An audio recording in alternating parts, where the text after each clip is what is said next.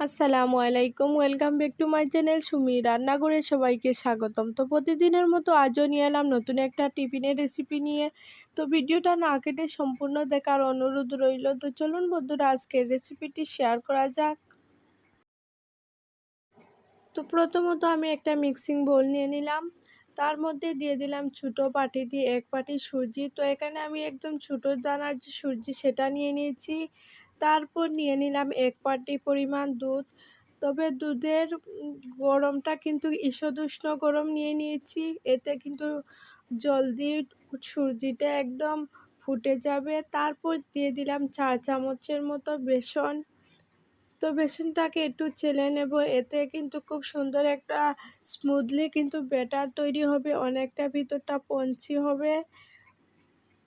তো আমার চ্যানেলে নতুন বন্ধু পুরনো বন্ধু সবাইকে স্বাগতম, তোমাদের জন্য অনেকটা ভালোবাসা। তো বন্ধুরা, সবাইকে বলছি একটা লাইক দিয়ে পুরো ভিডিওটা দেখো বন্ধুরা। তো এভাবে করে কিন্তু আমি 4 চামচের মতো বেসন নিয়ে নিয়েছি।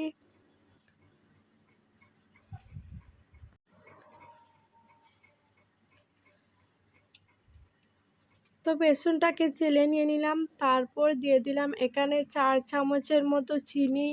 তো চায়ের চামচ দিয়ে কিন্তু এখানে আমি 4 চামচের মতো চিনি দিয়ে খুব ভালো করে ব্যাটারটিকে খুব সুন্দর করে নাড়াচাড়া করে নিলাম, যাতে সবগুলি উপকরণগুলি খুব সুন্দরভাবে মিশে যায়। তারপর দিয়ে দিলাম স্বাদ মতো কিছু লবণ, তারপর দিয়ে দিলাম আমি কিছু বেকিং সোডা দিয়ে এখানে 1 চিমটির মতো বেকিং সোডা দিয়ে দিলাম। তারপর দিয়ে দিলাম 4 চামচের মতো এখানে আমি ময়দা। আপনারা চাইলে এখানে আটাও দিতে পারেন বা স্কিপও করতে পারেন।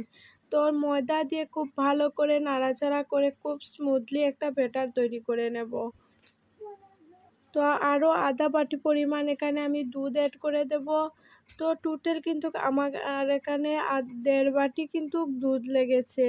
তো খুব ভালো করে একটা হ্যান্ড উইচের দ্বারা এটাকে খুব সুন্দরভাবে মিহি করে কিন্তু একটা ব্যাটার তৈরি করে নেব।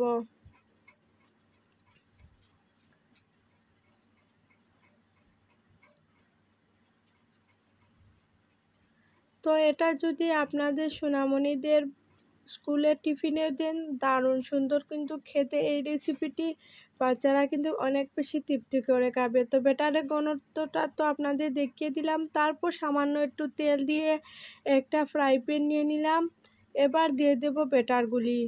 তো সামান্য একটু তেল না দিলে কিন্তু তলায় লেগে যেতে পারে, তো সামান্য একটু তেল দিয়ে দিবেন। তারপর দেখুন মিডিয়াম আছে কিন্তু এটাকে 10 মিনিটের মতো আমি রেখেছি। তো এই জিনিসটা একদম আস্তে আস্তে করতে হবে, তা না হলে কিন্তু যে টিফিনটা তৈরি করেছিলাম সেটা ভেঙে যেতে পারে। একদম নরম তুলতুলে হবে আর ভিতরটা একদম পঞ্চি হবে।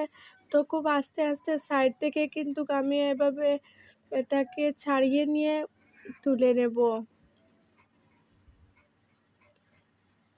তো দেখুন এদিকে কিন্তু আমার টিফিনটা অলমোস্ট অর্ধেকটা রেডি হয়ে গেল। তো দেখুন কতটা জালিদার হয়েছে, উপর থেকে কীরকম। এবার এটাকে চোখো শিপ দিয়ে এটাকে আমি কেটে নেব। তো ভীষণ সুন্দর একটা রেসিপি। এই রেসিপিটাই আপনাদের পরিবারের সবাই কিন্তু অনেক বেশি তৃপ্তি করে খাবে। অনেক সুন্দর একটা ইউনিক রেসিপি, যেই খাবে বারবার জিজ্ঞেস করবে রেসিপিটি কীরকমভাবে বানিয়েছেন, কেউ বুঝতেই পারবে না। অনেকই আমি একটা রেসিপি, দেখতেও যেরকম সুন্দর লাগছে মাশাআল্লাহ, খেতেও কিন্তু অনেক বেশি ভালো ছিল। তো দেখুন কতটা সুন্দর হয়েছে খেতে এবং দেখতে। তারপর ফ্রাই প্যানের মধ্যে আমি আরও কিছুটা তেল দিয়ে দিলাম। তো এখানে চায়ের চামচ দিয়ে 2 চামচের মতো আমি তেল দিয়ে দিলাম। এবার এক এক করে কিন্তু যে টিফিনটা তৈরি করে রেখেছিলাম সেটা দিয়ে হালকা হাতে একটু ভেজে নেব। তো অবশ্যই বন্ধুরা, যারা এই রেসিপিটি এখনও ট্রাই করেনি অবশ্যই ট্রাই করে দেখবেন। অনেক বেশি সুন্দর কিন্তু খেতে, দেখতেও অনেক বেশি সুন্দর। তো এক এক করে সবকটিকে খুব ভালো করে এটাকে আমি ভেজে নেব। তো আপনাদের পছন্দ অনুযায়ী কালার দিয়ে দেবেন। তো এটা যদি বড়দের লাঞ্চ বক্সে দেওয়া যায় অনেক বেশি তৃপ্তি করে খাবে রোজ রোজ কিন্তু এক ধরনের টিফিন খেতে একদম ভালো লাগে না। তো এক এক দিন যদি এক এক রকমের যদি টিফিন বানানো যায়, অবশ্যই সবাই চেটেপুটে খাবে আর ভীষণ কিন্তু প্রশংসা করবে। তো এটা ভীষণ সুন্দর একটা রেসিপি, বাড়িতে অতিথি এলেও কিন্তু এই রেসিপিটি সার্ভ করে দিতে পারেন।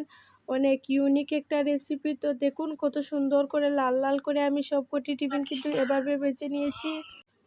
তো দেখতে যেরকম সুন্দর হয়েছে মাশাআল্লাহ, ভিতরটা একদম জালিদার আর খেতেও মাশাআল্লাহ অনেক বেশি ভালো ছিল। তো রেসিপিটি তোমাদের কাছে কেমন লেগেছে অবশ্যই বন্ধুরা কমেন্টে জানিও, আর ভালো লাগলে অবশ্যই একটা লাইক করে দিও।